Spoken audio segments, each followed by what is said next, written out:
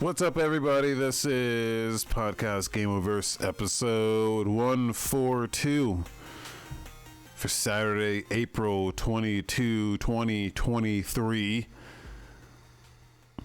This is an internet show on the internet. We do it live every Saturday, which is what today is.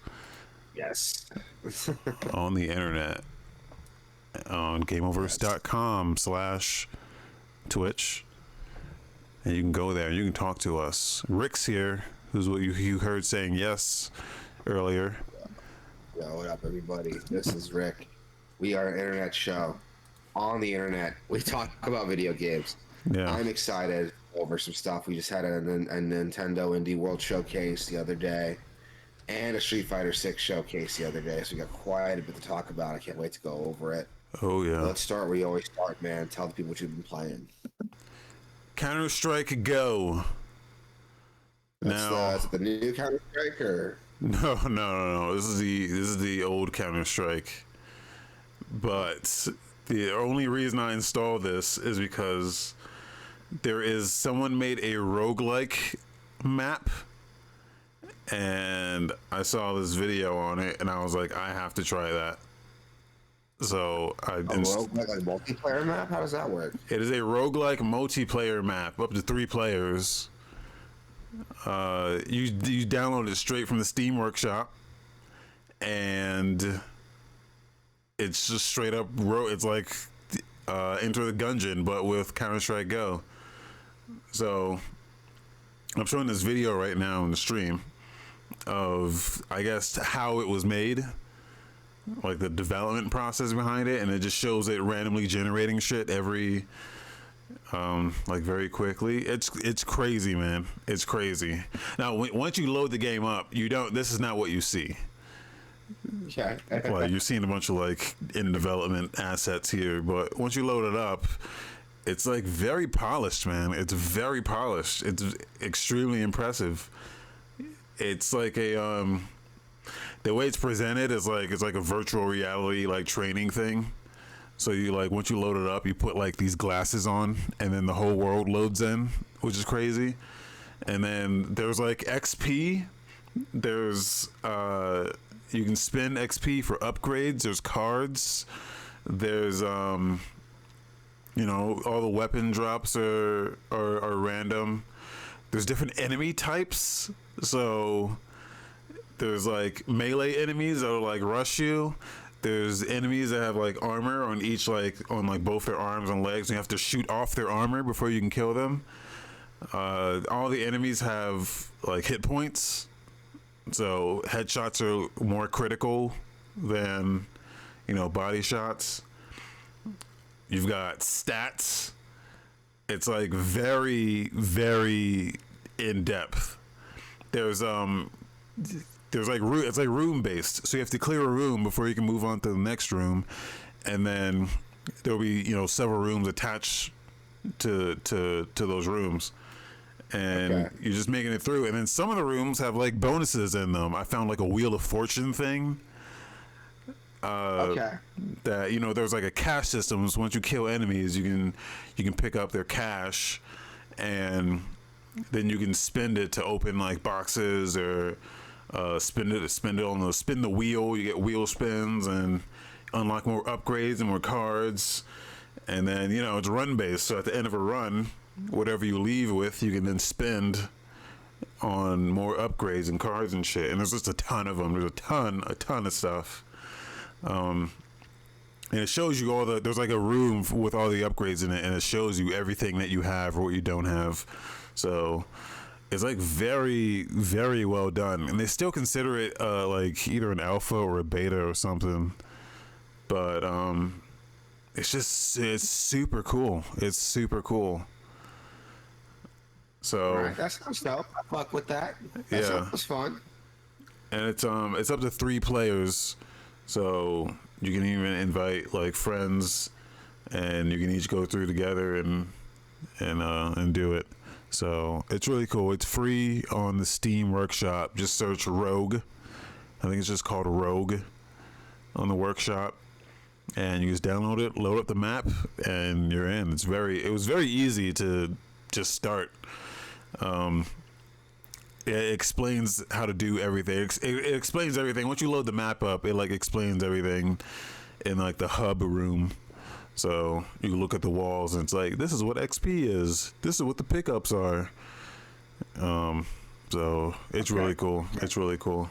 So it sounds cool. Okay, I'm into that. I'm into that.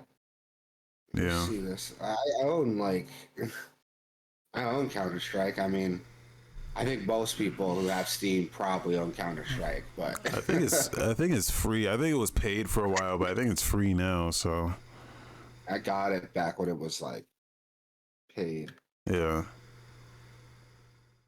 But yeah, I own Counter Strike GO. I have a total playtime of 101 minutes. That's more than most people, I think. Yeah, this mode is really cool because there's even different characters who have different abilities. Like there's like special abilities. I'm only reminded of this because the fucking the video I'm watching, yeah, it came up. But your special abilities, there's like a medic class. There's different classes, so it's more fully featured than you would think for just like a mod. Well, check it out. It sounds dope. Like I'm into it. That sounds like fun. Yeah. I fucks with roguelikes. I like to play some roguelikes. That's dope though. Is that all you've been playing? That is all I played. Yeah. Yeah, it must have been pretty solid then. That's all you played all week. Yeah. Yeah, I'll check it out for sure then. It's on my list. I'll re-download Counter Strike and give it a try. I haven't been playing a lot this week. I'm still playing Agents of Mayhem. That's still fun. I don't give a fuck what Clay says. Like that's way funner than like it's way funner than Crackdown 3. That to those of you who don't know what we're talking about, there was a whole thing like last week. I was just ripping at Crackdown 3. And Clay was, bless his heart, was trying to defend it. Yeah. But no, I'm playing Agents of Mayhem, and that's like so much funner than Crackdown 3. It's like embarrassing. I could see where he with the point he was making, where it can get repetitive. There are some missions that feel very samey. Anything where you're attacking like the base, like the enemy base, the Legion base. I don't know if there's some, if they just copy and paste assets over to make these bases, but that can get really sloggy and repetitive. But the game's fun as fuck still. So the characters are all really neat. They all play so differently that if you get bored with one character, swap out to another one. It's not hard, but it's a fun game. I'm still having fun with it. So far, one of the better $2 like I've spent on a video game. And I will talk about this in a little bit, but there was an announcement for the next Xenoblade expansion. They just announced the release date for it. It's coming out towards the end of April, like April 26th, 27th. Double check. It's in the show notes right here. Why don't I just look at it instead of just like guessing like a moron? April 25th. So in like 3 days. So when they announced that, I was like, I should probably finish Xenoblade Chronicles 3. So I'm trying to beat that too before that expansion comes out. But I'm not just satisfied beating the game. I also have to like unlock all the classes and like do all the side quests to like max out their levels so I can max out the levels for my characters, and that's taking forever. I'm on the last class right now, the Machine Assassin class. And after I do that, like I can go finish the game. So I'll probably have it done by the time that DLC comes out, but we'll see. Fingers crossed. That's all I've been playing. It's been pretty boring for me, really. Just between like work and trying to get a house. Oh, Clay's in the chat. Yo, what up, Clay? Yeah. Yeah, between work and trying to get a house, the baby, I haven't had a lot of time, much time to play as I wanted to. I keep trying to go back and finish Resident Evil 4 remake on professional, but that haven't had time to do that. I'll do that eventually. I will do that eventually, but I want to beat these games first. Yeah, that's all I've been playing. Let's just get into the news because I've been playing a lot this week. Nintendo had an Indie World Showcase. Do you want to talk about all these games, just the ones that like really stuck out? No, don't have to talk about all of them. Some of them are just not. I mean, it's just Yeah. a bunch of indie games. Most of them are already out on Steam, I think.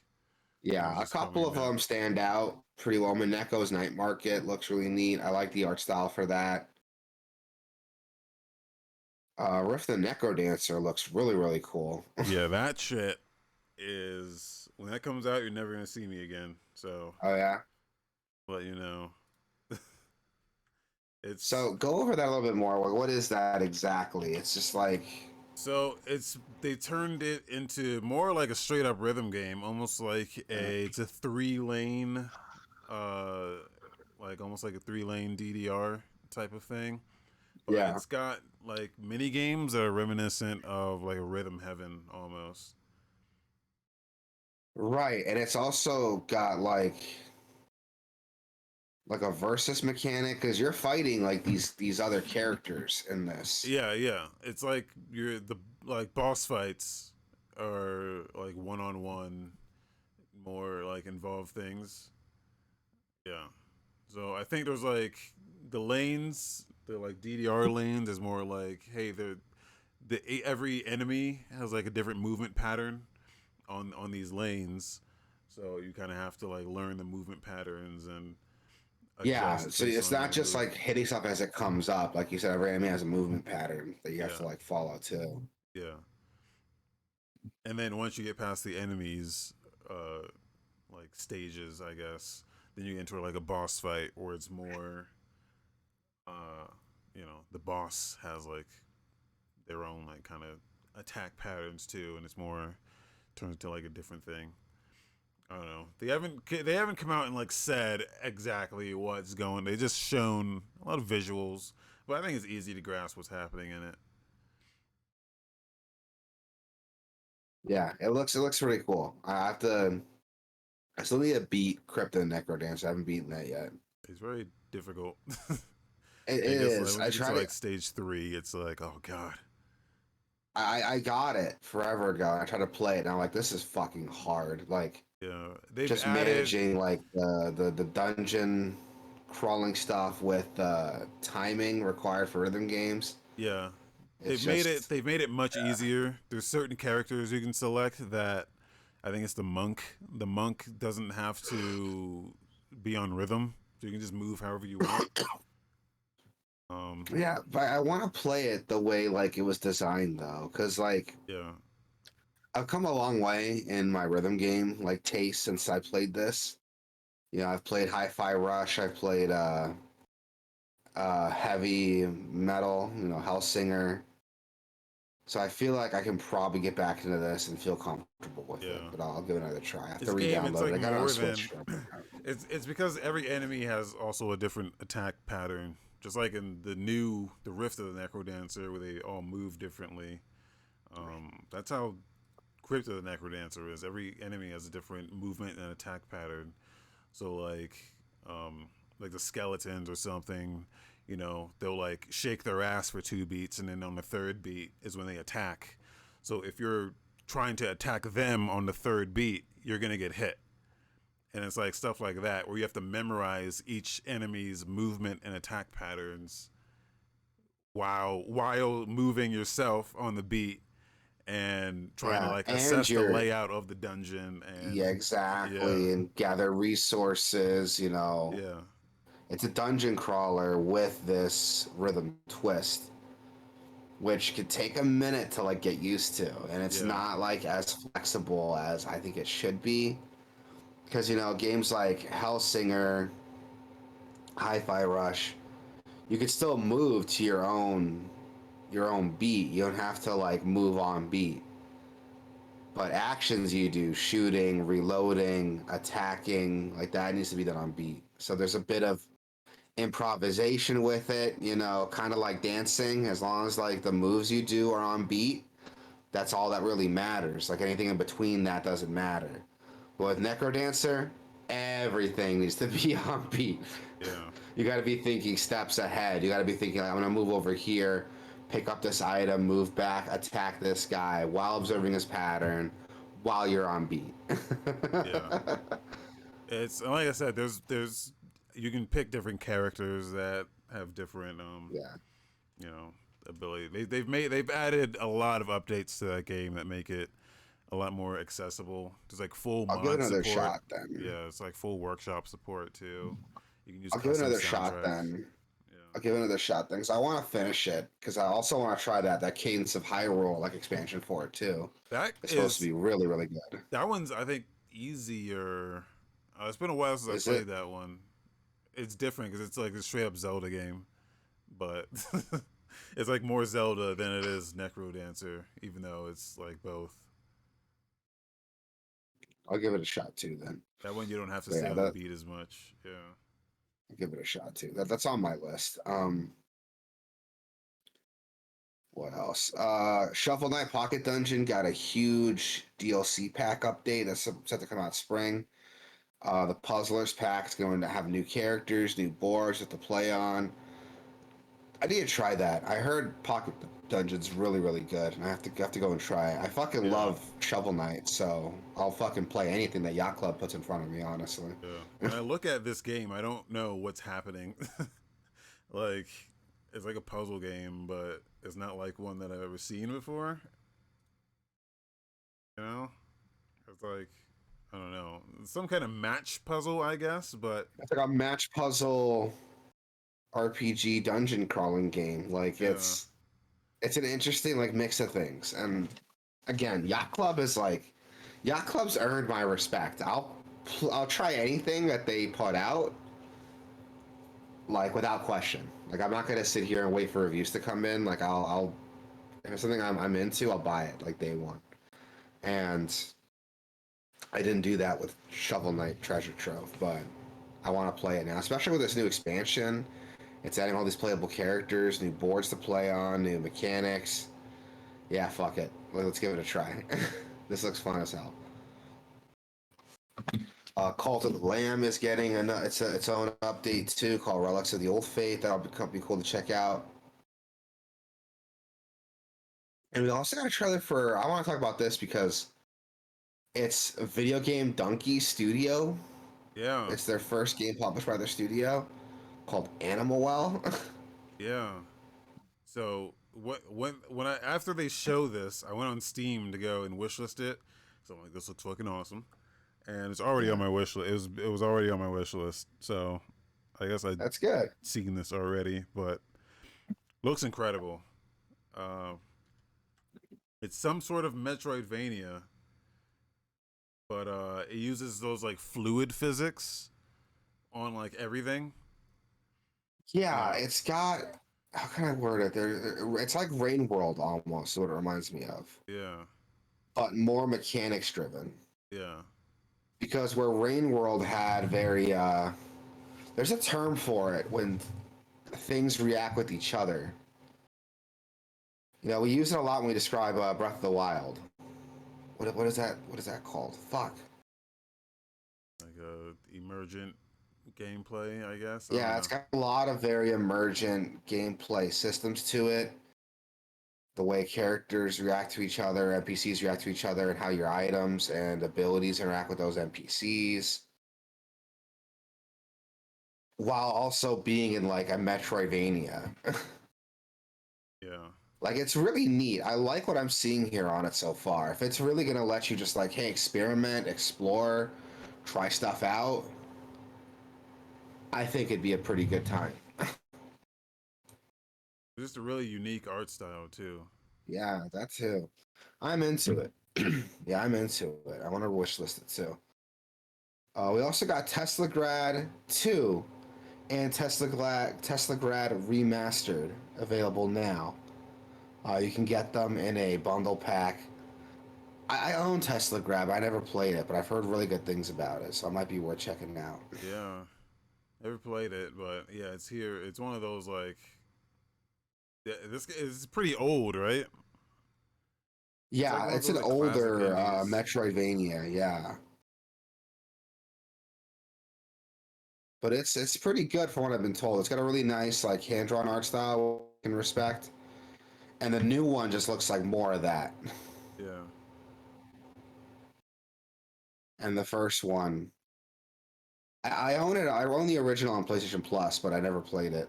And now with this remaster, I might as well just buy like the bundle pack. I like me some Metroidvania, so I'll probably like this one. I don't think I would hate it. We also got Shadows Over Loathing, which looks really cool. It's a sequel to Southwest of Loathing, is that what it's called? Or West of Loathing? West of Loathing, yeah, Which is another, like, would very you call highly that an regarded. immersive sim? Yeah, would This you one's call it an more, immersive sim? it's more like a straight up RPG, right? Like adventure. Yeah, it's like an RPG adventure with, like, very dynamically splitting paths, and again, characters and mechanics react off each other in very clever ways. I want to call it an immersive sim too, but that might be stretching the definition a little bit. But it's more so an RPG, and it's supposed to be really, really good. Like, I never played the first one, but it's supposed to be really good. Yeah, these are both like they're like overwhelmingly positive on Steam, both of them. Yeah, So been in my so wish that'd be worth list. checking out. And then I was not expecting this. Blasphemous 2. Yeah. It's getting released summer 2023. Blasphemous is one of my favorite games I've never finished. And it's not because the quality of the game. It's just it's a very like it's a very engaging Metroidvania that does require your attention. And everything for the original game, the art style, the use of Catholic imagery for its systems, because a lot of RPGs or dark fantasy games use very medieval Europe imagery. You know what I mean? Yeah. So it's stuff you've seen before, very gothic imagery, but I've never seen anyone use like a Spanish Catholic look to it. The way the characters are designed, their armor, their clothing. It's just something I've never seen before in an RPG. These very gothic, a gothic Catholic look. I want to emphasize the Catholic part a lot. It's something that's really neat. I like it. And that's something I had a lot of respect for the first game. Which, by the way, if you haven't played the first game yet, it's fucking incredible. But do yourself a favor. The game got an update with Spanish voice acting. Play it with that. It's very, very good. It's a lot more authentic, and it adds to that feel of the game a lot more to play it in Spanish. So do yourself a favor. Do the Spanish voice acting. It's a Spanish team that worked on it. So they know what they're doing with it. They hired very, very well-known Spanish voice actors to do these roles. So do yourself a favor, play the first game in Spanish. But the Blasphemous 2 looks like just more of that. I might load I this like. up today just to Yeah, try it as out. soon as they announced the sequel, I downloaded the first one again. Yeah. And I'm dedicated to beating it. I just gotta beat the games I'm playing right now first. But no, it's a solid game. And I like the weapons. Like, I don't know if the first game had different weapons you can choose from. So for this game to have it, I saw like twin swords looked really cool. There's like a mace that looks kind of like what is that called? Like an incense bell. So that's really neat. Like the games, these games are just really good at like repurposing like a lot of that imagery into this like dark fantasy setting, and I'm into it. Especially someone who like grew up Catholic, like it's really cool to see that. It almost feels like I got to do a Hail Mary after like watching some of this stuff, but this is my old Catholic guilt creeping up on me.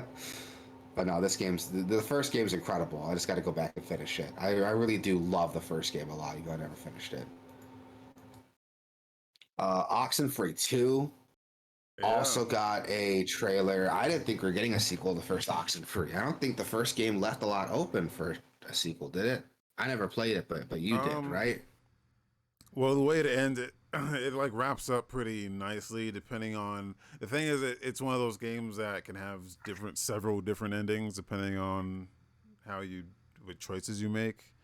So Yeah. I guess for this, they was deciding on a certain ending. I actually don't even think the ending matters for this because is set 6 years after the first game. So, It's just funny because the first game came out about 6 years ago. oh So really? Oh, that's yeah, it probably came why they out. did that. Yeah, it came out 2016. So 16, 17, 18, 19, 21, 2, 3. So about 7 years the game came out. We've got a full playthrough of the first game on our YouTube channel, which Yep. people enjoy very much. I recorded it as if it was um you can just sit back and just relax and watch it. And that's something that the dialogue system is very good at, is just allowing the characters to kind of cut each other off. So the dialogue in this game always felt way more natural than anything you get out of like a Telltale game or anything else like that. Like the dialogue system is really really good. So Yeah, because it's like an actual conversation. Like you gotta. yeah, It's like, have you ever like, to anybody who's like, sorry to my non-social listeners, but anybody's got a group of friends, if you're all out and talking, you kind of gotta like force your way into the conversation. You know what I mean? yeah, Like if you get a conversation with more than like three people, like it's a fun conversation to have, but it's not. I've never seen a game do that well. yeah, With a branching dialogue for that. And this game does it because characters are talking, the conversation's going. You can sit back and listen or chime in. You can cut in any time. Characters can cut in any time yeah. for you too. Like that's really neat. I And like that. they're not gonna wait for you to like pick your response either. Like if you don't get your response in, you don't get your response. So Yeah, like they've already moved on to the next topic. Like because like most game, like a Mass Effect, it waits for you to get your selection, and it breaks the flow of the conversation. So it's just really cool. I forgot that Netflix bought this studio, so this is a Netflix published game. So I think they've had some pretty good probably games published in the past. I heard the Stranger Things game is supposed to be really good. Yeah, check that out. We don't have a release date for that yet, do we? Oh, July 2023. So that's yeah. cool.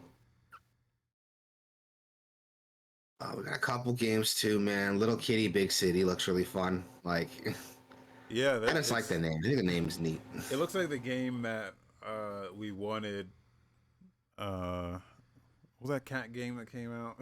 Oh yeah, that cyberpunk cat game, Yeah, Stray. Stray. This is the game you wanted Stray to be, and everyone realized it was not a game about being a cat. But Yeah, like this being a cat is. was like a part of the game, but not the whole game. Yeah,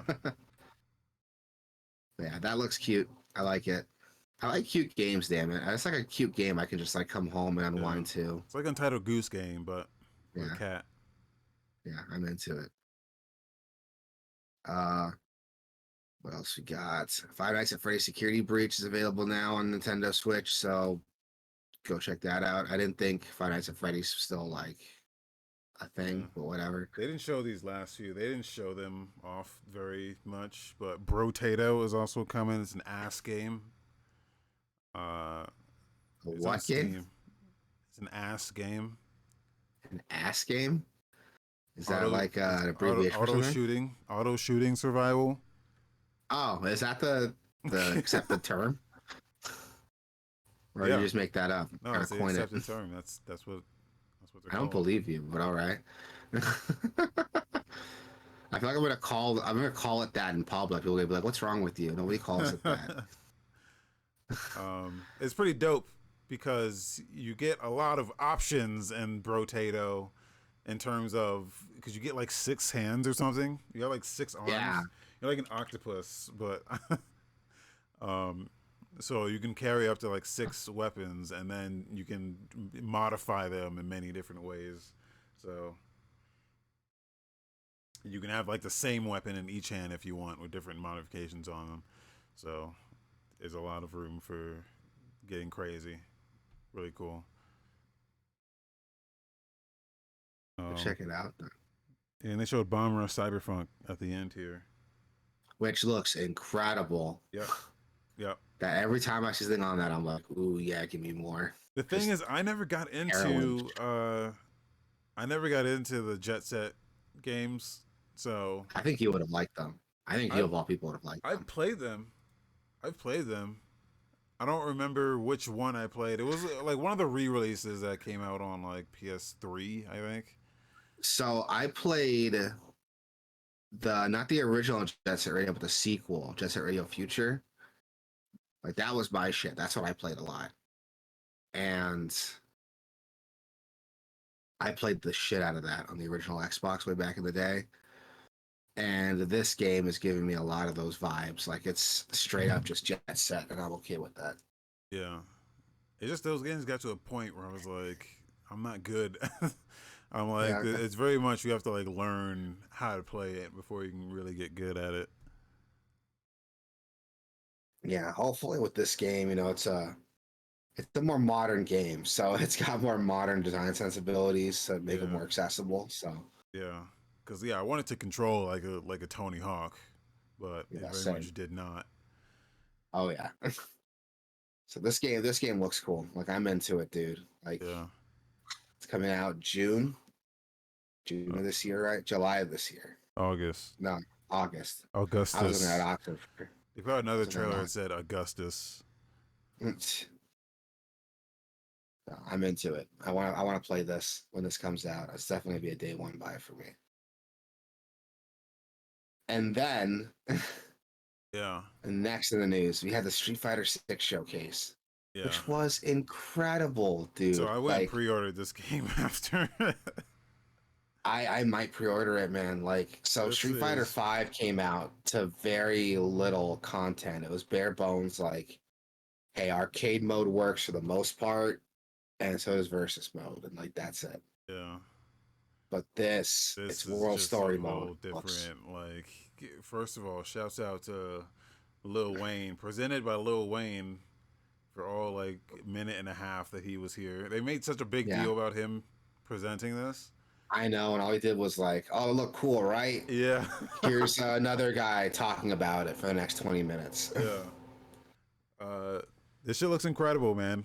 This is Yeah, incredible. It's like everything that it's like they're going back to like the PS1, PS2 era of fighting games where they just had a bunch of different fucking shit in them that you can like cuz back when like every fighting game had a stupid juggle these bananas mode, but you can only use your fighting moves like but like Street Fighter didn't really do that too much. It had its yeah, like yeah. bonus stages, but it never had like a robust single player mode. Like Mortal Kombat did that a lot, where it was like, oh, Yeah. Mortal Kombat here's like did, adventure mode. Yeah, it's like here's Tekken, adventure mode. Soul Here's like Calibur.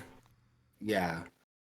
But Street Fighter never dipped their toes in that. They were like, oh, we're a competitive fighting game first and foremost. Yeah. And to see them do this with the kind of Capcom like polish you'd expect, at least the modern Capcom polish you expect, I'm into it, dude. That first couple minutes showing off like here's all these custom characters doing random bullshit, and there's like this girl right here, her with the fucking red jacket.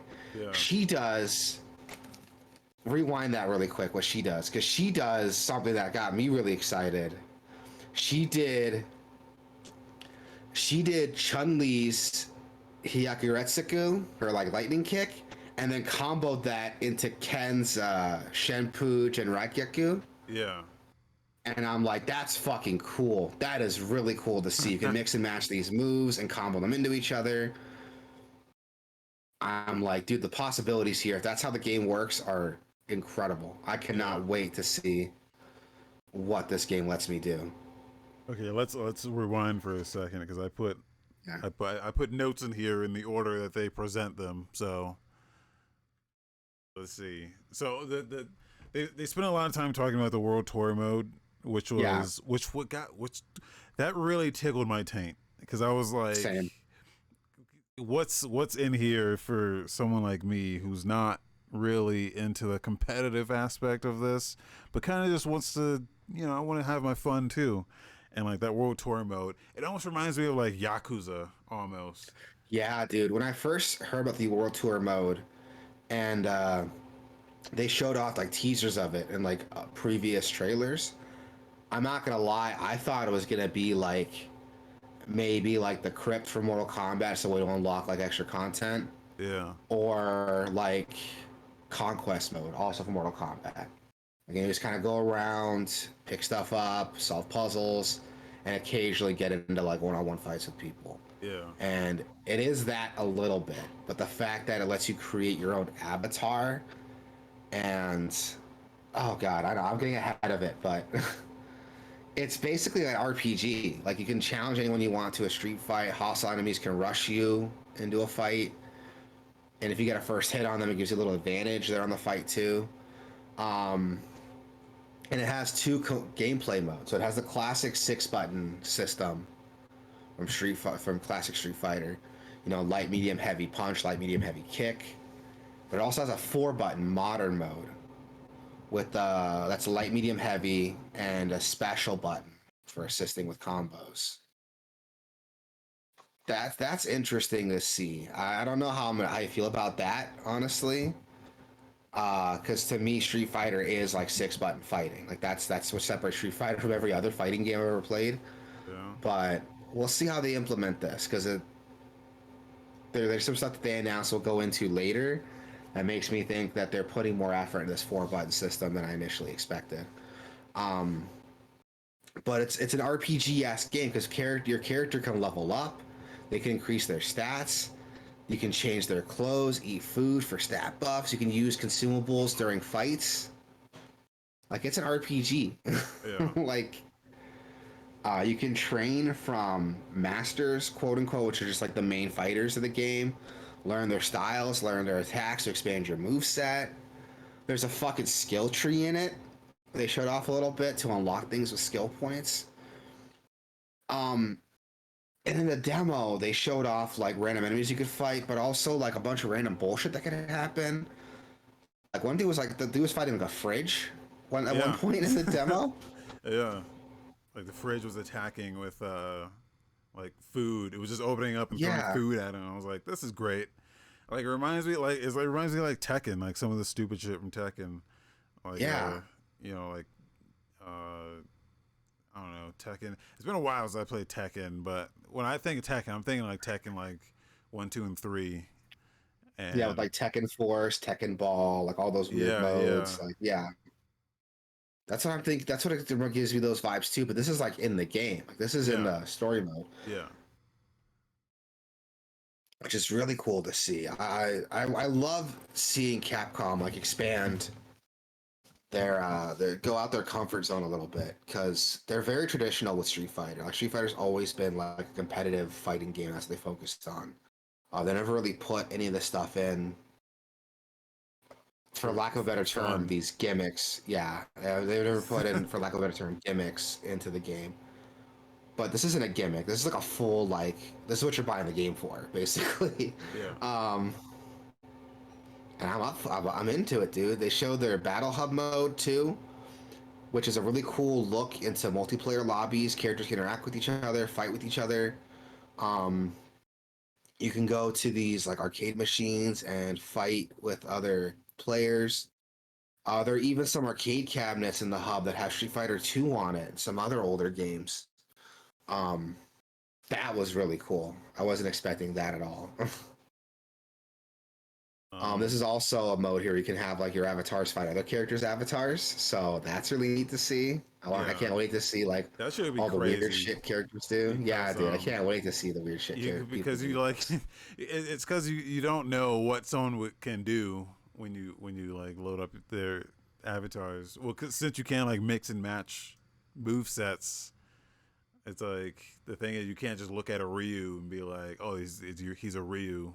He's like, no, he's got some of Ryu's moves, but he's also got some Dhalsim moves, and he's got a little. Yeah, like I this don't know is. how crazy you can get with it. Maybe you can only choose maybe like 2 or 3 guys to mix, or maybe you just mix everything and just come out like some crazy like. There's gonna be a meta. Maybe there's gonna be like a here's the best Yeah. combination of moves that you can do, but I What's guess we'll got find me out. interested too is like how the characters fight, because it looks like the standard fighting, you pick a fighting style and that's like your base attacks, but the Yeah. specials you can mix and match is what it looks like. Uh, That's what it looks like, at least. I'm not entirely sure. Um, they also showed off a ton of the online systems too. You can They showed off you can make a club in the game, club quote unquote, like a clan. You can design your club's logo, your colors, so you know we're gonna have a Gameoverse club on Oh here yeah. Oh yeah. once that drops. Um, and the accessibility options. Can we talk about the sound options really quick? Yeah. Because that is incredible, dude. One of the things about Street Fighter that I love is even though it's got a very rigid way of playing, it's very traditional. You know, 6 button fighter. The uh, the community has built a lot around it, especially with accessibility. You can look up some top ranking Street Fighter players who are blind, who don't have motor functions in their hands. There's one guy who plays with his face, like he rubs his face on the fight stick. And because of the way he's able to customize his control options, he's able to play pretty competitively. Um, so to add this extra accessibility option, and again, this is all stuff just from the standard game, just being able to rearrange a control scheme, you can play however you want. But this game added sound accessibility options. Um, so special, distinct sounds can play that tell you how far away you are from your opponent, when a hit makes contact, when a hit is blocked, if it's a high or a low hit, if you get hit with a high or low hit, how much health you have left, if it's a cross up or not, if it's a wake up hit or not. And that's so cool to me to see because that's going to help out a lot of people who maybe avoided Street Fighter because they couldn't get into that. But also, like, if you're starting out, that's a good audio cue to kind of tell you, like, even though that pops up on screen, it's a lot to pay attention to. I get Yeah. it. It's a lot to pay attention to. So to have that audio cue that, oh, he hit me with a high attack, I should start blocking high. Hit me with a low attack, I should start blocking low. Oh my, his health is low, so I can probably finish him with this ultra combo or this ultra move. Like there's a lot of possibility here, and I love to see that. Fighting games have a stigma for being very non-inclusive, because there's that hurdle to get over, And I used to be a very aggressive fighting game purist. I'm not gonna lie. I used to be like, oh, if you can't do a quarter circle, you should have no business playing Street Fighter. That was my logic back then. And I used to laugh at games that would have easy input options, until I started playing some of them. And I noticed, like, you know what? I prefer to do the inputs, but taking that away doesn't take away from the depth of the game. Not really. And so I'm all for it. Anything that lets more people get into fighting games and get into the competitive side of it, even if it's not to actually play competitively, but to have that competitive spirit, to Yeah. have your buddies over, crack open some beers, maybe order a pizza, and just like, open up shop on each other, man. Like, And that's there's what I nothing feel like like. it. I feel like that's where they really double down on this because Yeah. they added so many different options for like party modes. Whereas Yeah. like you can Yeah. set different like it's almost like the Smash Brothers version of Street Fighter, where you can just set like stupid bullshit happening on the map. Like every 6 seconds, bulls are gonna run through, and you're like, "This is dumb, Yeah. but it's fun." Yeah. And that's cool to see, man. Like, I love seeing that. And again, it's cool to see Capcom like go full circle. Because when Street Fighter V came out, a lot of people were disappointed, myself included, even though I defended it. And I was like, "Oh, you want to play this for the competitive scene? Like that's why they got this out to get it ready for Evo, so it's Evo viable." But I understand, like, not everyone who plays this is going to take it to Evo. Some people pay $60 for a game so they can play a video game. Yeah, And it's cool to see Capcom. I take that to heart. Be like, you know what? You're right. We didn't do enough for single player content. We didn't do enough for casual players. And that's where Mortal Kombat's beating them. Because Mortal Kombat has a host of like single player stuff. I can buy Mortal Kombat 11 right now, and I have like a 4-hour single player campaign I can play through. Like Street Fighter doesn't have that. At least it didn't day one. And now it's like, cool. Here's not just a single player mode, but also like a create a fighter feature. Here's a bunch of like party modes stuff you can play with too. Accessibility options that we'll play with. It's cool to see it happen, man. It's really cool to see it happen. Um, Also, the art style, man. I love this like Oh yeah, hip hop urban look they're going with. yeah. I haven't seen that in a Street Fighter since Third Strike, and I fucking loves me some Third Strike. So anything that reminds me of that, I'm into. I love this. They still have a classic arcade mode if that's your thing. It unlocks illustrations, which are cool because the art style in this game's so dope. It's worth it, I think, for the cost of admission for these illustrations. They also revealed their year one fighter pack. Rashid is going to be the first character to come out, who was one of my favorite characters in Street Fighter V, so that's really cool to see. Um, Aki, Ed, and Akuma are all going to be available year one, so can't wait to see that. There's a ton of stuff they talked about that I'm sure we missed on, but I mean, there's a lot. There's a lot in this game. there's a So lot to talk about in this game. Yeah, so I can't wait to see like this game come out. it's being If bought. you want to try it, the demo is out right now on PS4 and PS5, with it releasing on other platforms April 26th. Demo progress does carry over to the full game. I'm conflicted because I have a really nice. I bought a Razer fight stick some time ago, but it's only compatible with PlayStation and PC. But I want to get this for my Xbox. Why? But I don't. Huh? Why?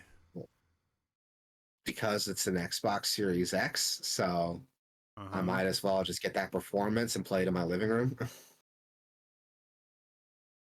You know, if I'm gonna have Okay. I mean, you friends get. over to play it, like I'm not gonna play on my computer. I forgot that not everyone just has their PC in a spot where they can have people. Yeah. I mean, I guess Yeah, but my I'm my about to buy a new fight stick for my Xbox, so I might just like buckle and get it on my PC so I can use my fight stick on it. yeah. I wonder if they still make.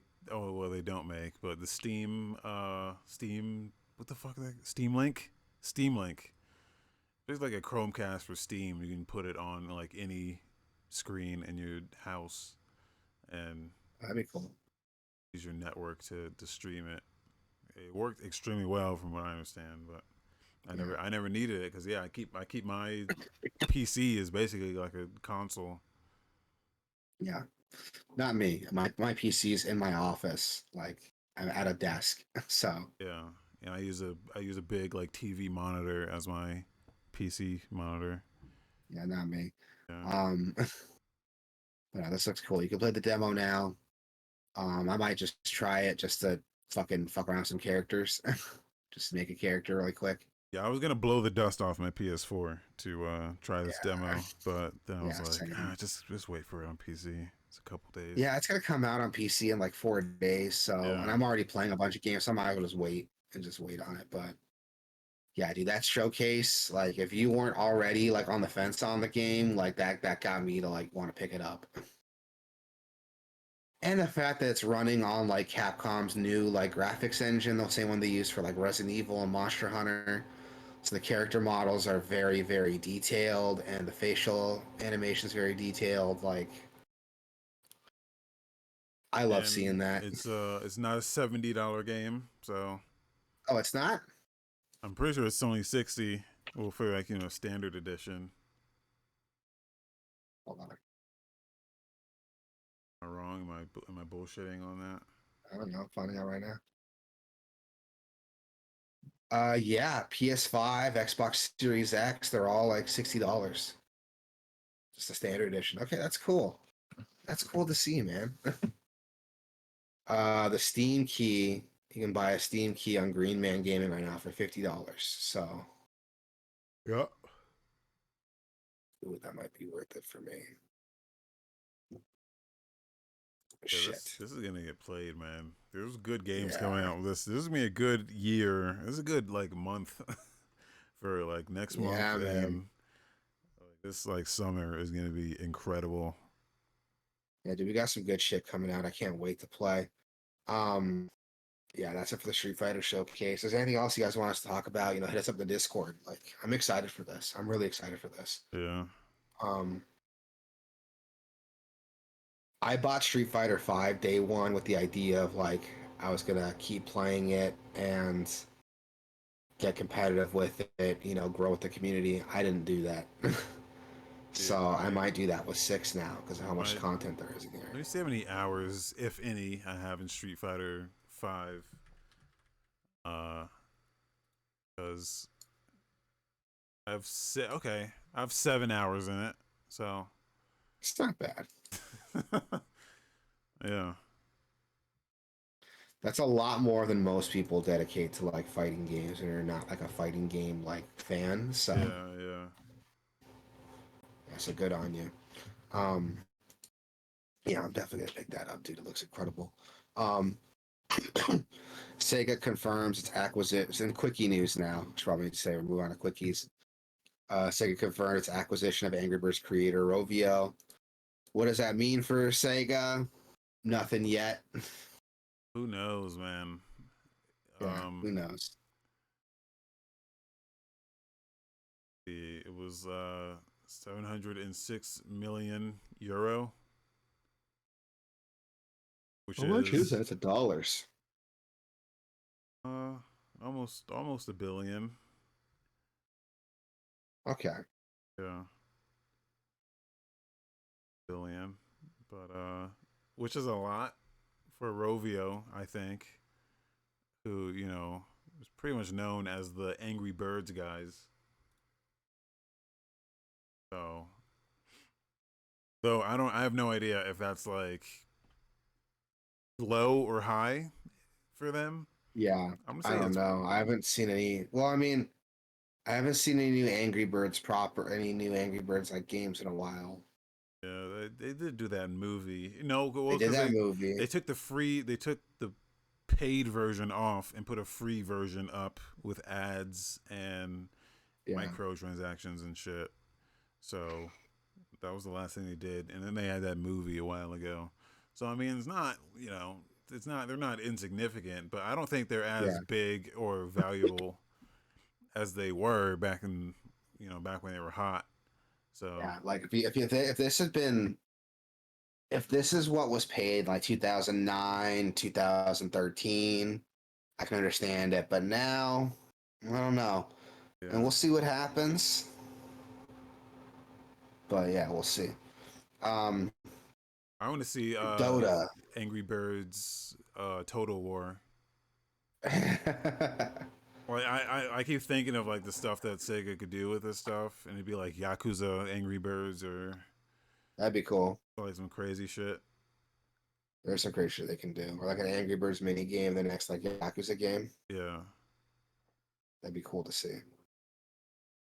And we'll see what happens with it. I already got like Angry Birds Star Wars already exists. That's the only crossover I would have cared about. So oh yeah. I'm like looking up Angry Birds here on like the App Store. There's an Angry Birds Transformers. There is. Yeah. I don't know if it's legit though. No, it's legit. What the fuck is this? I'm going down a rabbit hole I don't want to go down right now. So Yeah. Or they can make more movies. I mean, they did do that Sonic movie, so have him in the next Sonic movie, that'd be cool. Sonic versus, or do like a Rabbids Mario thing with Sonic and Angry Birds. That'd be cool. Angry Birds Star Wars is not on the App Store anymore. That's a bummer. Well, there goes everything I cared about for Angry Birds. So, um, I know they yeah, have the moving Top on. Golf thing. Do they? I think there's an Angry Birds Top Golf. Is there? I I don't know if it's still uh active or if it was like in the height of Angry Birds. Um, but I'm almost certain it was a Top Golf Angry Birds. Yeah, it's on their website.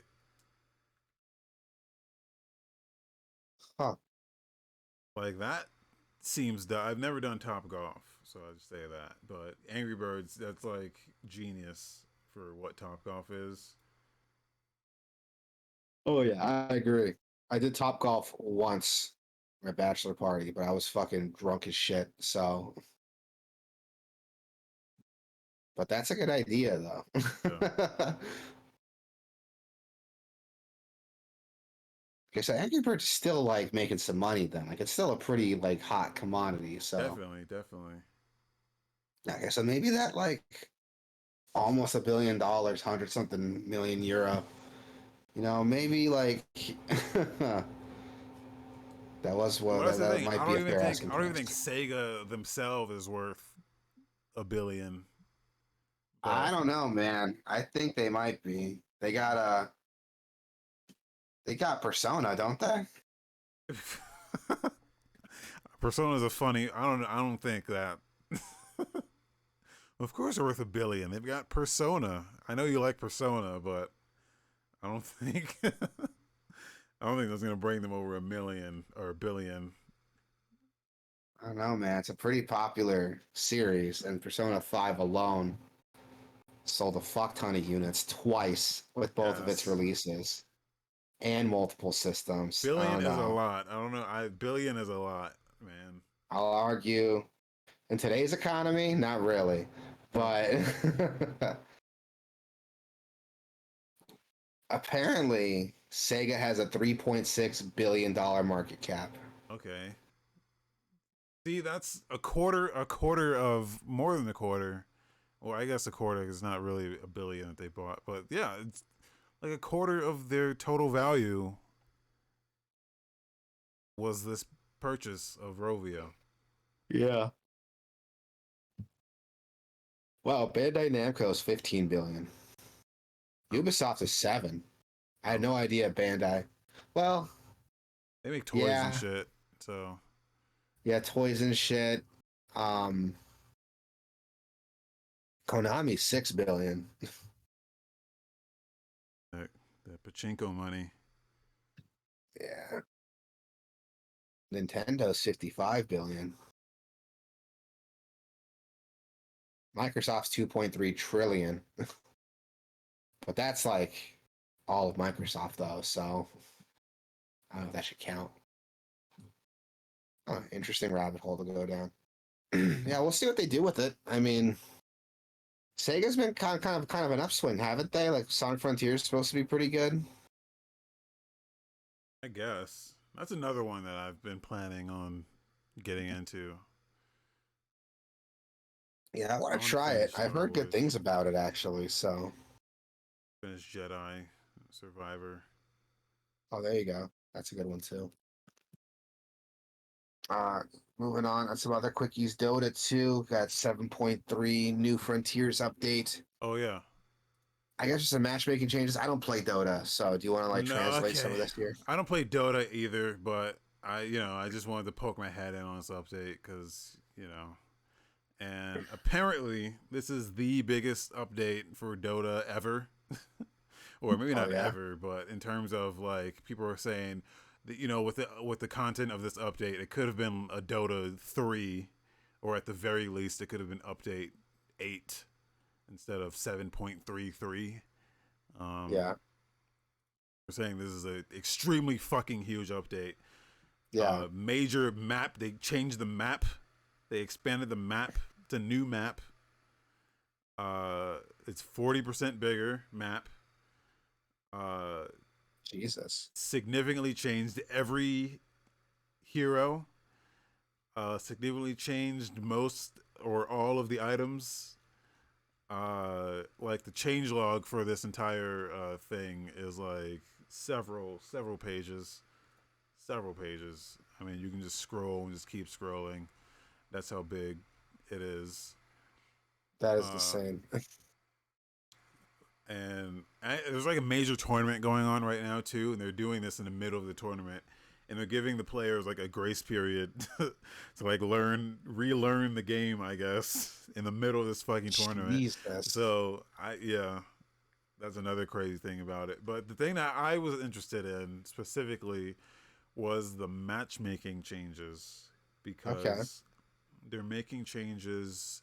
They're doing stuff with skill based matchmaking that is like the big boogeyman when it comes to fucking like skill or like rank based games, where it's like there's a certain side of people who's like, yeah, skill based matchmaking is great because you get, more fair matches, and then there's people who hate it because they can't uh, just run train on fucking noobs, I guess is why they hate Yeah. it. But in games like Call of Duty, your rank is really like invisible. They kind of just don't even want to present that side of things to you, almost like they don't even want you to know that it's happening. Yeah. Um, the changes they're making here are really cool because they're outlining exactly what it's doing in terms of how your rating is calculated and how it presents, how it's affected by um, either other players or the results of your match or whatever. But the thing that I thought was really cool was that not only does your rank go up and down based on your performance, it goes up and down based on the rank of the players that you're playing against. So if you're playing against very skilled players and you lose, your rank will go down less because they're very skilled players. Or that's the idea behind it. But you basically have two ratings. You have your straight up MMR, your matchmaking rating. I think that's what it's called, right? Yeah. Yeah. And then you have your rank, and then your rank confidence, which is the new thing, I guess. The confidence in what they say your MMR is. So basically, if your MMR is like 12, you have another rank that's your confidence, and your confidence goes up based on how many matches you play, and that Hmm. determines like, hey, we're 70% confident that you're a 12. Or if you're new, it'd be like, hey, we're 3% confident. We're still gathering data, and your confidence goes up and down more rapidly than your actual rank will.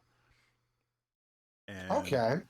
the confidence, once your confidence is solidified, then they'll like give you more better matches. Basically, um, that is how they're calculating this stuff. Okay. I And then like that. once your confidence is like high enough, that's the thing that actually fluctuates the most. And another thing they're doing is if you take a break from the game, your confidence slowly decreases when you're not playing matches, which I don't think any other game does. Because one of the frustrating things is if you take a break from a game, like competitively, if you take a break from a while, say like Zelda fucking comes out, and you're like, dude, I'm playing fucking Zelda, fuck this, Yeah. and you just play Zelda for a couple months, and you come back to a competitive game that you used to be good at, but you forgot everything. Like you might not be as good, but your rank hasn't changed at all, so it's still putting you against people who are very skilled at like, because that's where you were. But what this new update is doing, it says, hey, you haven't played the game for a while, so we're gonna decrease your rank, and um, we're gonna decrease your rank confidence actually, Yeah. and we're gonna put you against less skilled players because you haven't played the game in a while, and it's fucking genius. It's fucking Yeah. genius. I don't think anything else Yeah. does that. Yeah. I don't know of because anything else that does that at all. that's one of the frustrating things about taking a break from a competitive game is you lose your skill, and naturally, but the game doesn't take into account that you've lost some skill. uh it's like it's genius. So Yeah. it's That's really cool. I like that a lot. it's kind of got me wanting to kind of install this just to see, if I'm gonna get matched with some noobs, and just try to learn the game. because they've added like not only that. I mean, they've added just a bunch of like user interface updates to make it easier to like read what's happening on screen. Um, just a lot of stuff that makes it like as a person who doesn't play Dota, it makes me kind of just look at it and go, huh, maybe I should look at this a little. Maybe it'll be a little friendlier for someone like me who's trying to get into the game for the first time. Yeah, I definitely want to try it now because just because the matchmaking is very friendly and very Yeah, well explained. yeah, But I'm also not a MOBA guy, so I'm like, yeah. I'm but I not might either. try if the matchmaking is like this up front and like this, I guess, easy to understand and forgiving. Like, I might try it. Yeah, I played a little bit of League of Legends, and they try to help you learn what the fuck is happening. They try, but it's never like the best way to try to learn is just to fucking get into a match. And if they do have like bot matches, you can do bot matches until you really learn what's up, and then start playing with other players, or you can play with like other players on your team, and then the other team is just bots. Um, so yeah, I just know Dota is a lot more complicated than League, especially in Yeah, terms of like the item combos and jungle or lanes or whatever. Fucking, especially this map is huge now, so I don't know. It seems like it can be more interesting now that you know that you're gonna get matched with people who are of equal skill or around the same skill. I yeah, watched the it whole looks cool. thing. I watched the whole thing on Modern Warfare Mhm. because there were a lot of misconceptions because it doesn't tell you what it's doing in terms of MMR or how it's if it even is doing matchmaking. People were like, "Well, if you're a high rank, you're naturally gonna get less. Um, you're gonna have a harder time connecting with people because if you're like rank 100, it's gonna try to rank you with other rank 100 people, and there's just less and less of that pool to select from when you're matching games, right? Because Yeah, only the most skilled people are gonna match with each other, and there's not a lot of really skilled people. But they turned out like there's this YouTube channel, I forget what it was called, but they fucking did some extensive testing and was like they just debunked everything. They were like, yeah, there's some sort of matchmaking happening, but it has no effect on who you get matched with or really like you're not the ping times aren't worse because you're skilled or like stuff like that. So I don't know. yeah, The whole matchmaking thing is very interesting to to see. I mean, it's all in trying to keep the game fun for everybody, right? Because you don't want to be the guy that gets fucking trounced in every match. exactly. But you do want Yeah, to have you do. There is a level of I kind of want to be the guy that does the trouncing. I want to be better than everyone else. So they kind of try to. That's one of the things I like Fortnite. When they add the bot matches, there's invisible bots that they don't really tell you that this is a bot, but it makes you feel good when you fucking kill somebody. yeah, So it's like I kind of support it in that aspect, but yeah, yeah. Any competitive game like should have like good matchmaking just to again help facilitate like who you're playing against and your skill level. So to see Dota getting this update and then being very transparent on it, that's really cool to see. yeah. It's all like they're doing stuff like with combining this with some of the stuff they're doing with Counter Strike 2. Yeah, Makes it seem like they have something bigger planned. It seems like these are all pieces of something bigger. You know what I mean?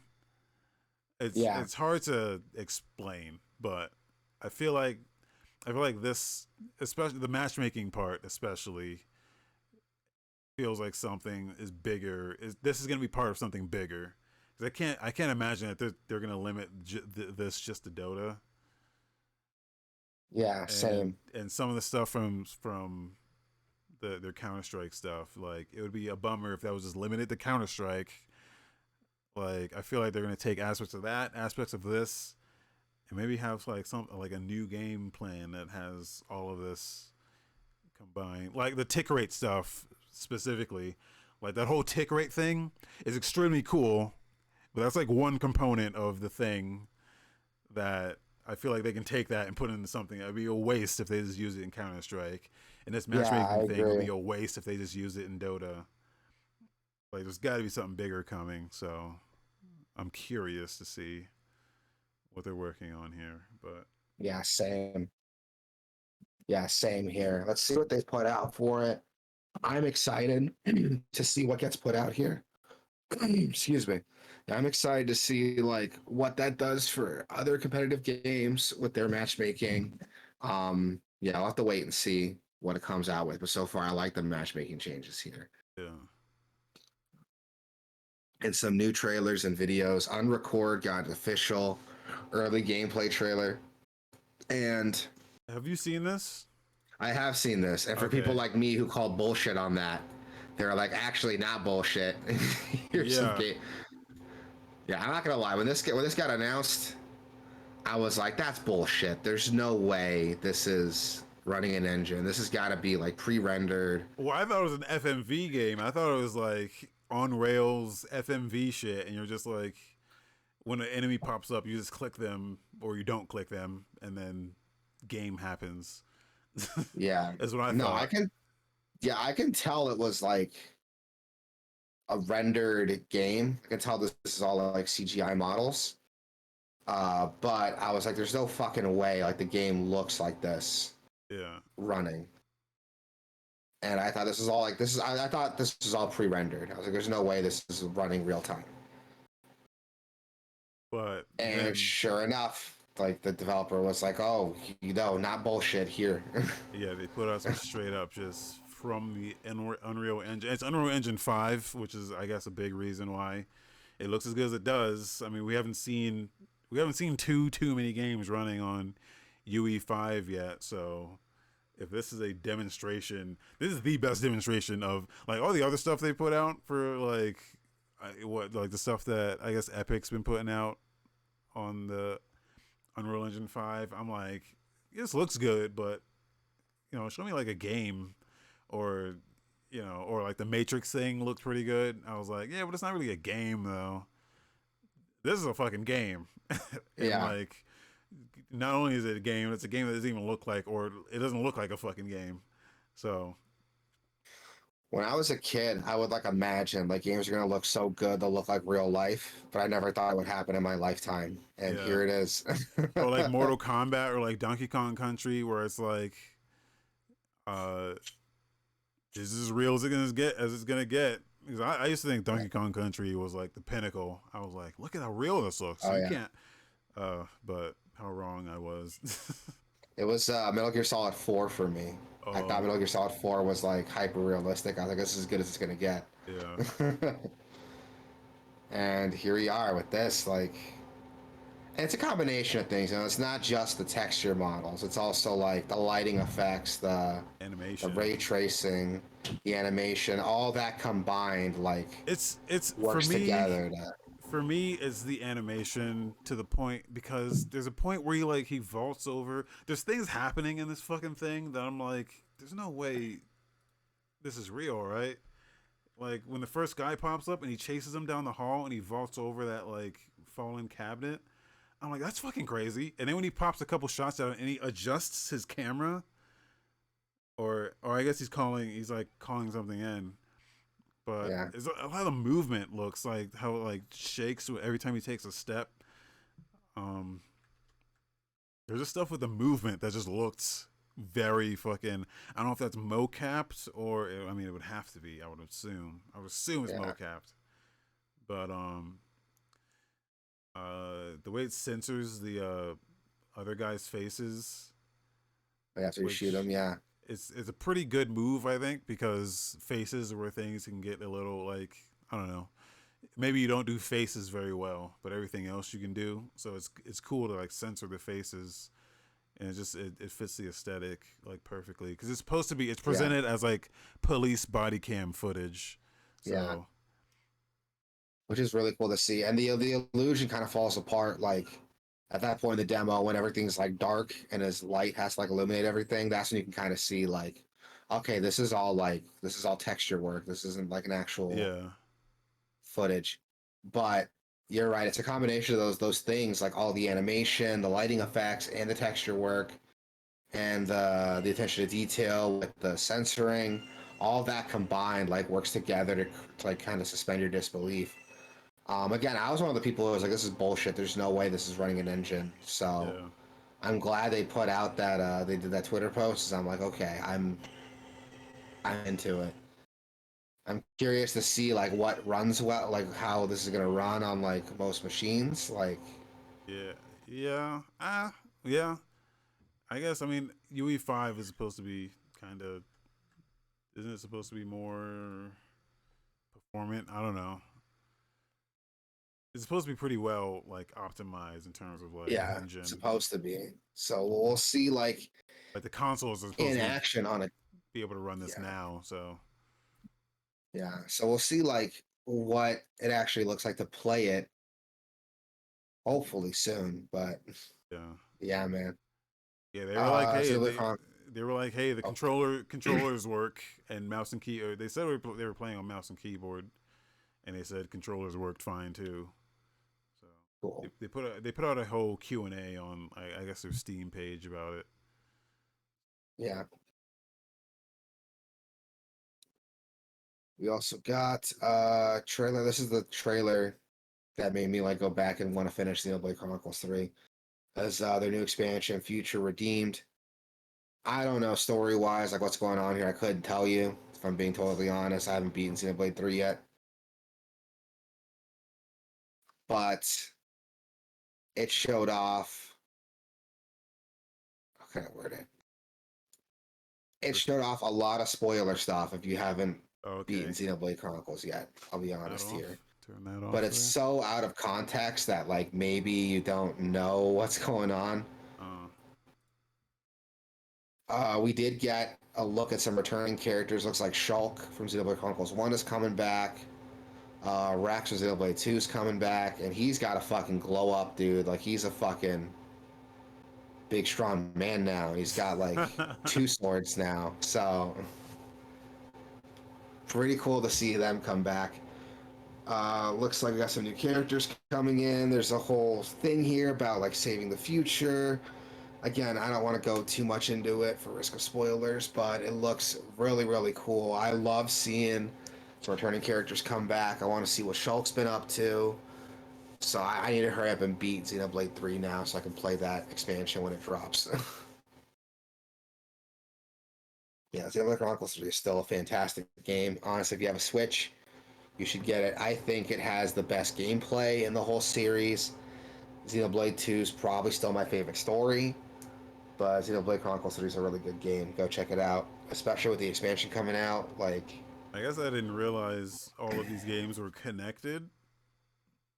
Question mark. I mean, hard to explain. the only one I played was X, and I'm not even sure where that falls in the timeline because all I know is that the in that game the planet is destroyed as like collateral damage in like a galactic warfare.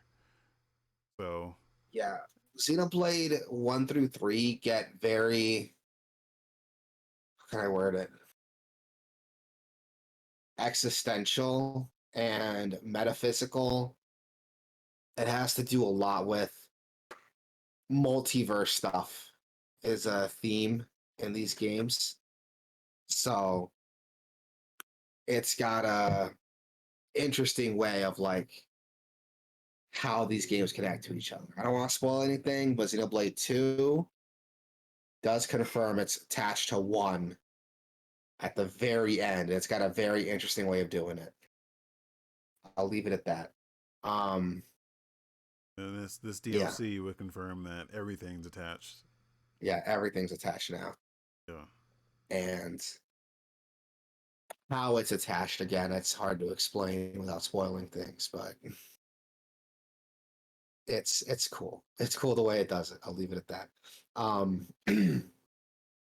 yeah, Xenoblade Chronicles 3, that's dropping. The new expansion dropping April 25th. I can't wait. The season pass is $30, and it comes with this expansion, extra classes, extra heroes to join your party to get the classes from, costumes, bonus missions. So there's a lot of content there for $30. I think it's worth it. I was waiting on buying it because I want to see what the expansion looks like, and yeah, it looks like the cost of entry alone is worth it for the expansion. You know, some bonus stuff on top of it. Yeah, I think it's worth it. Moving on, we got some game releases. April 25th, we got After Image releasing on PC, Switch, PS4, PS5, Xbox One, and Series X. This is a Metroidvania, right? Yeah. Oh, cool. With beautiful hand-drawn art. Yeah. Excuse me. Beautiful hand-drawn art. I really like what I'm seeing here on it so far. Going on the wish list. Yeah, I think I'm gonna wish list this. Yeah, I'm There wish was listing that. a Metroidvania game that I saw the other day that was, I think it was like 3D, and it was grappling hook based. Oh, I remember what it's called? For the fuck of me, I can't wait. Maybe I can sort. Damn this. it! Maybe I can sort it by added date. The date I added it. I added it recently to my.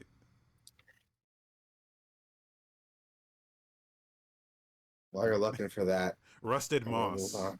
Rusted Rusted Moss. Moss. Yeah. Put that in your fucking wish list, dude. This looks incredible. I'm pulling it up right Looks now. incredible. And it's out. It came out like Oh, recently. I don't know if this was on a thing or like, you know, one of our release things, but it looks fucking awesome. You got like a gun and a grappling hook, and you're just swinging through. It's a Metroidvania. okay. This looks awesome. cool. Yeah. This looks cool. It's got different guns too you can shoot with, and oh, okay, this is neat. I like this. I like this. It's going on the wish list now. Yeah. Rusted Moss. Thank you for that recommendation.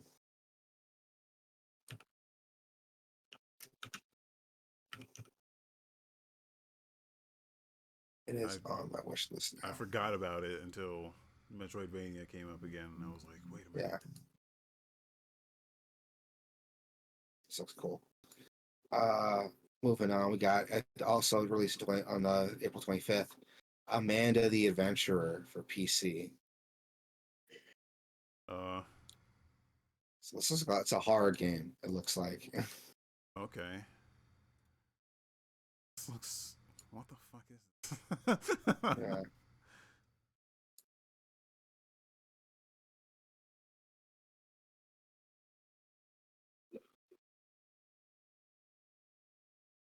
Hold on, can I turn the audio on for a second here? Yeah. I want to hear this. Good job. We can use a sharp knife. Okay.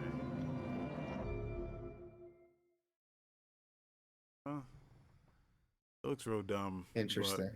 But... Yeah, it looks like it's doing that like it's a cute kid show, but not really thing. Yeah. You know, this did that. There was Unicorn Island did that. There's that like Dunk Hunt game for VR that did something similar. Oh yeah, yeah. Yeah, so I mean, this would have been cool a couple years ago, but I don't know if it's anything different from those other games. So like, There's a demo. So it was a demo, so it might be worth checking out. But no, I think I'm done with that. Fairy Fencer F Refrain Chord is releasing on PC, Switch, PS4, PS5 on April 25th. strategy RPG. I'm out. The Steam page says it's coming out in May. Maybe for Steam it is. Maybe. Oh, it says Yeah. PC there. R-Type Final 3 Evolved is releasing on PS5. No link for that, so moving on. Stranded Alien Dawn for PC, PS4, PS5, Xbox One, and Series X.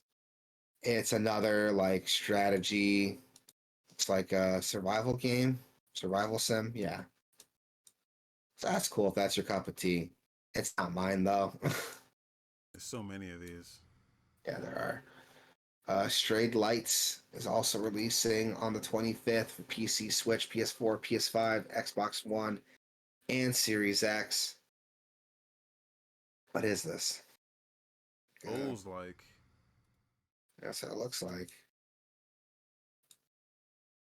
It reminds me of like Ori, if Ori was a Souls like. What was that other game? Fury? Fury.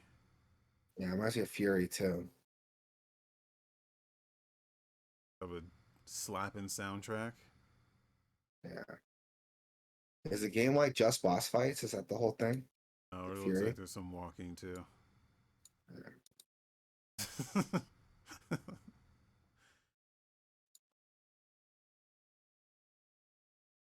Okay, that looks interesting. We'll check it out. Trinity Trigger for PC, Switch, PS4, PS5. I've heard of this game. AD It's Trigger. supposed to be like, yeah, it's supposed to be like inspired by like classic JRPGs. It looks like PS2 RPG as fuck, and I'm here for it. Dark Cloud. Yeah, it looks like Dark Cloud mixed with like some like isometric dungeon crawling. Oh, this looks great. Yeah, I'm into it. Like This is not again, turn it's got based. that PS2 like that PS2 ARPG like jank, and Yeah. I'm here for it, dude. It's got a weapon wheel, kind of like the mana games. So I'm into it. I'm into this. I've heard of this game before. It's a $60 game though, so Oof. yeah, it's a big ass for $60. But at the same Got time, if it's a co-op. good game, It's got local like, co-op. oh, that might be worth it then. So there you go. If you've been hankering for some of that PS2 JRPG action JRPG jank, there you go. Wednesday the 26th, we got Cassette Beast coming out on PC. I cannot wait for that. Yeah. Uh, I almost want to wait for the. I kind of want to get it on Switch, but it's going to be on Game Pass, so I might as well just play that. Yeah, this looks good. We talked about this game before on the show. It's a monster collecting RPG with a lot more to it than what Pokemon has to offer. I want to play this. I really, really, really want to play it. That demo sold me on it, dude. I can't wait till this comes out. Yeah. Then we got Honkai. Is that how you pronounce it? Honkai? I don't feel comfortable pronouncing that name. Honkai. Honkai. It sounds weird. Yeah. I think that's how you say Honkai it. Star Rail. For PC, iOS, and Android. This is from the Genshin Impact guys. Yeah. I was interested in this because it looks like a Fantasy Star almost. What's the combat? Is it?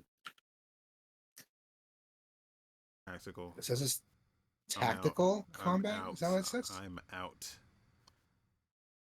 I was in, now I'm out. Yeah, it's like a turn-based, like tactical, not strategy, but like turn-based RPG. Nope. It's really pretty, but I don't know if I can put up with that for a free-to-play game. Oh, it's doing that fucking thing where if the pre-order amount reaches a certain number, certain things unlock for everyone. Yeah, fuck that. Augment your pre-order. Moving on, April 27th, we got Dungeon Drafters releasing on the PC. Oh, I played this. This is it's like Dungeon Keeper. It's a mystery dungeon rogue like card battler. Oh, is it good? It's pretty good. It's pretty good. Yeah. Yeah. I'm not usually none of those are usually a thing that I'm into, but when I combined, was gonna say you don't jive with anything on that description there, but if you liked it, I might yeah, check it out then. it was good. I when the tactics get when you really have to think about your next move, and I there is a part of that I enjoy. So, it being like roguelike mystery dungeon card shit, that combines in a certain way where my brain can function, has stuff to think about in terms of what the next move is going to be. Yeah. So that looks good though. Check that out, PC, when it drops April 27th. We also got the last case of Bandit Fox. When I first heard this name, I thought it was like a walking simulator, but no, it's a Metroidvania. Yeah. Looks really cool. Looks very It looks really cool. atmospheric. Yeah, it's got that Lovecraftian horror, but in a Metroidvania setting. They have the tag There's on some here, cool like abilities. Roguevania. Oh, I don't know how I feel about that. Yeah. Let's rogue about it. I don't know. I'm adding it to my wish list. That's coming out for PC, Xbox One, and Series X. Live Alive is getting a release on PC, PS4, and PS5. Those who don't know, that game got a release on Switch last year. Now it's coming to everything else. I think it's the pinnacle of that 2D HD sprite thing that Square Enix has been doing. I heard this game I think this is wasn't like the great. pinnacle of that. I heard it was pretty good. So we'll see when it comes out. We got Mail Time releasing on PC. Mail time, mail time, mail time. It's another like cute little. It's like a 3D platformer. But you got a mushroom hat on. It's adorable as fuck. This looks like an N64 game. Well, I mean, it doesn't look like Yeah, one, but play style. it's got that N64 energy. Yeah. Yeah. Man, that's my wish list. Yeah, this is cute. Demo. Mugen Souls. It's also releasing on April 27th for PC. I don't know. No, Switch. Sorry. 3 game. It's a free roaming turn-based battle game. I don't know what this is. I'm bored now. One of those Idea Factory RPGs. Oh, okay. Mega Strikers is releasing on April 27th for fucking everything. PC, iOS, Android, PS4, Xbox One, you name it, it's coming out for it. I feel like I played this because it looks very familiar. Windjammers. It's a Windjammers, and I guess it's just cross-platform competitive or whatever. There's a slime girl. What the hell? This looks very familiar. Hot. I feel like I've either seen this before or I've played it, but it is a Windjammers, so this would be up my alley in terms of things I'm into. Yeah, you think so? Especially with the gel girl. We also got Proto Droid Delta releasing on PC, Switch, PS4, and Xbox One. This looks cool. It's a 3D action platformer. Kind of reminds you of like light Devil May Cry mixed with like Ratchet and Clank. This girl looks like Ben 10. I mean, sure. Oh, you don't think so? Okay. In a little bit, now that you brought it up, yeah. Like her expressions are very Ben 10. It looks neat though. Like it's got this like old school 3D action RPG, not action RPG, 3D action platformer thing. Like I said, it reminds me of like light Devil May Cry mixed with Ratchet and Clank. I'm here for it. The Ratchet and Clank thing is very, like Ratchet and Clank, but much less detailed, but in terms of like that aesthetic is there. Yeah. Okay, this looks pretty neat. I might check this out. It's a Humble game, so it might be on Game Pass, right? That's been their trend. Why didn't they send me a copy of this? Humble, where you at? Talk to your contact. Yeah. And then last but not least, we have April 28th. We have Star Wars Jedi Survivor, the sequel to Fallen Order, releasing on PC, PS5, and Xbox Series X. They said the PS5. First of all, there's a Twitter account that just tweets out the game sizes of. Which, when I found that out, I was like, why? Like, people need this? But I guess they do because they found out this game is very large. Like, it's like 150 gigs or something. Jesus. And the disc has a required download. There's a sticker printed on the disc that says there's a required download, so you can't even play the game without downloading something. Why I is assume. it so big? The Master Chief Collection is that big. Is the 4K textures maybe? Is that why? I think they said it was languages.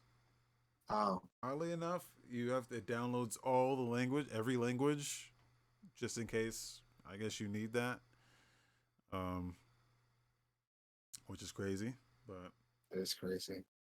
I feel like it'd be more like space efficient or data efficient just to like when you boot it up, connect it to the internet, have it ask you what language you speak. If it's not a language that it has on, it just download it right then and there. or just get whatever the default language is on the system. Yeah. Yeah, that's not a bad. It's a better idea. Just whatever the default for the language of the system is, just have it download that while it does thing one updates. That makes more sense. $70 download them game. all at the same time, like shit. Oh yeah, it's a $70 game. So, I mean, it looks good. Like it still looks like fun. I still have to beat the first Fallen Order, but yeah, this looks cool. That's gonna do it for the show, everybody. Thank you for coming and listening. It was fun to talk about some of the cool shit Capcom's doing, the cool matchmaking shit Dota's doing. I love talking about this stuff, man. I can't wait to play Street Fighter 6. I'm definitely gonna pick that up when it comes out, man. I gotta go and finish Xenoblade 3 so I can finally play that DLC, man. But in the meantime, tell people where they can find us. Guys, you can go to Gameoverse.com, Gameoverse.com/Twitch, Gameoverse.com/YouTube, Gameoverse.com/Discord. And do go to that Discord because we talk to people on there, and you can talk to us. Have a little bit of fun. Play some games with us. I put out a poll on the YouTube that asks people if they prefer performance mode or quality mode, and most people selected that performance mode. Yep, I selected that too. Yeah, so which is the correct answer. So yeah, I agree. You win. Yeah, that's gonna do it, guys. Thanks. Yeah, everybody, be cool, be safe, and be excellent to each other. See you guys next week.